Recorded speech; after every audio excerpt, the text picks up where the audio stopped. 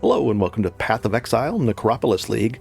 I decided to just do a bunch of random tips and toss them into a video, so let's get into it and do some random tips. Just things that I know and how I do the things, but some of these could be wrong, and if they are, let me know and I'll fix it. But in general, this is the tips that I know of, and there's hundreds and hundreds of them, and they're all useful to some degree or another, but some are really powerful. So let's get into it.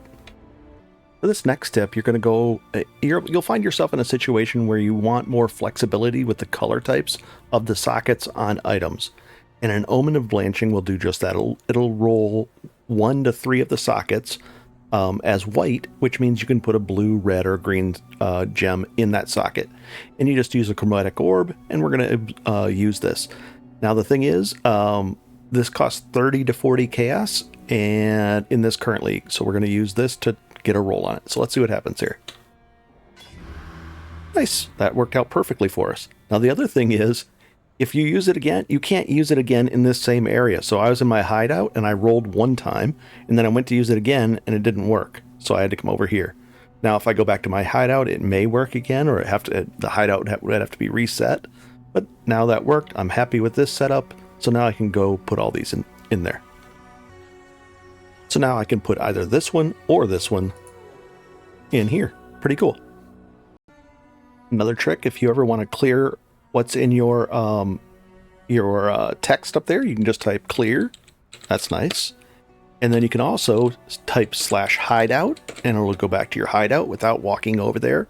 Or you can actually use PoE Awaken Trade, just like this, and we can go like that. Bring up PoE Awaken Trade, and the hotkeys are hideout. Let's see. Hideout is on here. Hideout last. That goes to them, and then hideout right here. Come on, hideout. Right there. So I've tied it to F7. So if I press F7, it'll bring me to my hideout. Pretty cool. And another tip with items that you want to try to get different colors on. This is a strength-based item. So if you're trying to roll chromes on this and just do it quickly, there's other ways to do this, but you're trying to get 3 blue sockets. You can always check your, once you've unlocked them, you can check this and just type in blue, and then it would cost 2 or 120 chromatics. It's kind of expensive, but that's a way to do it. There's other ways to do it where you could reduce the number of sockets and build your way back up. It's a little bit trickier. But if you want to just spend 120 chromatics and get it done quickly, that's a way to do it. It's expensive though. And another tip is basically when you're finding breaches in your maps and things, you might find these breach rings, and you're looking at them, you're thinking, why could these be valuable? They could be valuable for a number of reasons. They might just be good rings in and of themselves. I usually don't check these, but then what I do is, if you vendor 60 of them, a full inventory, we're going to get an item back. And let's do that right now. Okay, it's going to give us a grasping mail, so we'll make this trade. And it's going to be unidentified. Nice. And you could sell it for an unidentified one, but I don't think they sell for too much. But I don't even know if people actually sell them or buy them. I haven't been into that market. But we're just going to actually ID it and see if we get anything cool. So let's take a look. We got to put our scrolls back, and we'll even put a stack of those, and here we go. And let's take a look what we get. Well, I think it was a good one. If we look this up with PoE Awaken Trade and just put this one with this one, it looks like we would get these, and they sell for 5 divine or 20 divine. We'll see what the real price is. I'll put it at, I don't know, 10 divine and let somebody have it and see what happens. And if it doesn't sell, I'll just lower the price. Pretty cool. On second thought, I have no idea how to price this. I'm just going to be safe, and we're going to say 30 divines. Those are both suffixes. You could lock the suffixes and re-roll the prefixes, so it might be a good item. Don't know.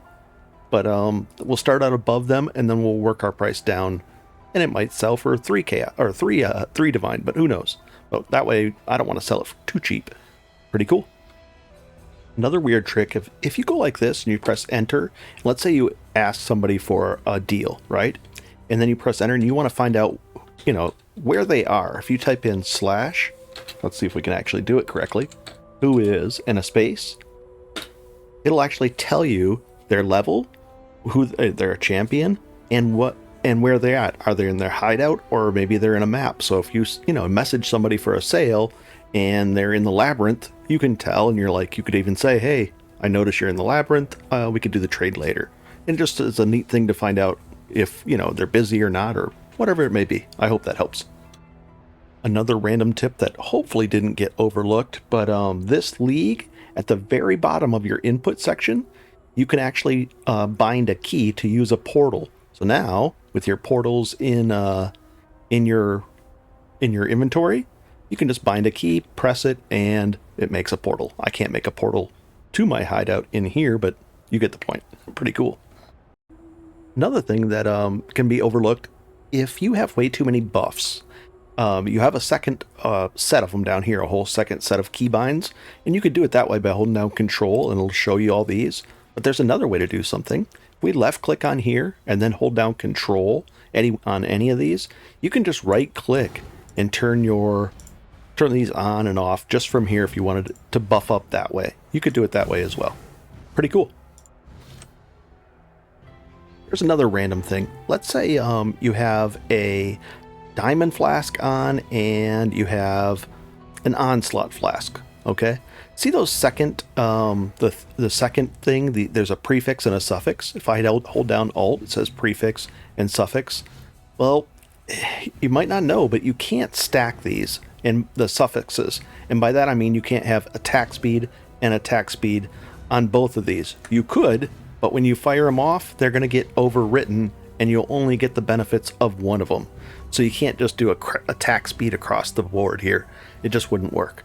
So what I do is I put movement, and this is just my own personal preference. You could do attack speed on a movement speed thing, but I do movement on movement. I do crit on crit, attack speed on the onslaught, and armor on the armor. Pretty cool. And for the people that actually do their gems and they level up gems in their offhand because then they want to sell them or maybe use them, it depends. You can actually get a bow. Just make sure you get a bow that's equipable, that the dexterity is not too high for you. And so you get your 6. And then this one right here, it's the Maloney's mechanism. It's an ornate quiver and it has 3 sockets on it. So you can get 9 gems going. Pretty cool. Not bad. Instead of just 6.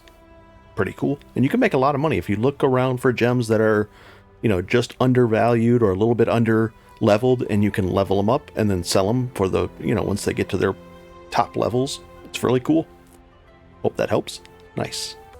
There's a UI tip that, especially for new people, you can give it a shot, but go in here, and how it sets you up originally is something like this. Something like this. So then when you press tab, you're looking at this. As you progress in the game, most people end up doing sliding this over to the left, this over to the left, and then depending on how dark or light the map is, they slide this up and down. If you're in Delve, I pretty much slide this all the way to the right because that's as bright as I can make it, and I just follow this as I'm walking around. But one of the things is leaving all that on kind of just adds to the clutter on the screen. I don't need to see all that. I just need to see how I'm walking around in there. Pretty cool. Oh, and if you want to disable quest tracking, you can just turn it off and clean up your screen right over here. Nice. And this next tip is a little bit more expensive. But let's say you find a ring that's really good and it's just perfect and you want to duplicate it, but you don't know how. You're like, how can I duplicate this ring? Well, it used to cost 15, 30 divine, but this league, you can get a Calandra's Touch, and it basically duplicates whatever's on the other. You can put it over here, it doesn't matter. You could put it this way or that way, it doesn't matter. And it duplicates that ring. So if you bought a ring for like 5 divine, let's say, or you just found a ring that was only 100 chaos, but it was really hard to find one that you fit your build just perfectly, well, you could just do this and then duplicate it with a Calandra's Touch. And let's see how much the price is right now for a regular one. Ooh, I got mine for a 1.5 divine, so now it's up to 3.5, almost 4 divine. So Just keep an eye on the price, and then that's just as another option. Pretty cool.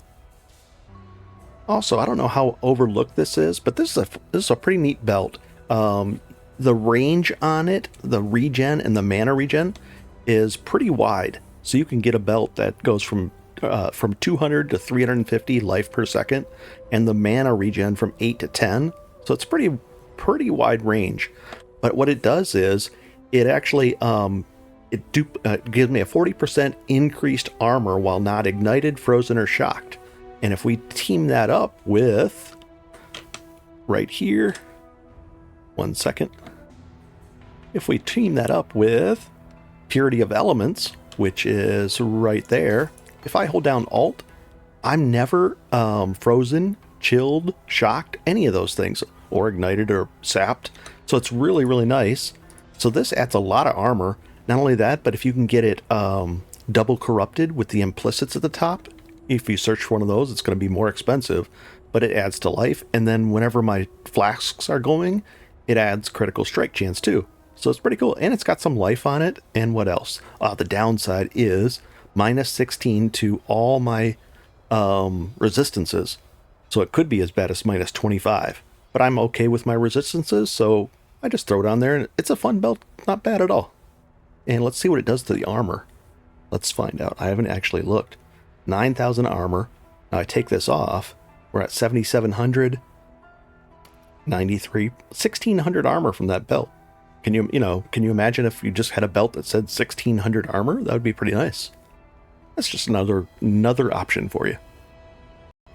And there are literally hundreds of different tips and tricks in Path of Exile. So if you have any that you'd like to share, and then I'll put them in the future videos, I wouldn't mind just making random videos with random tips in them. And we'll go from there. Have a good one and enjoy. Pretty cool.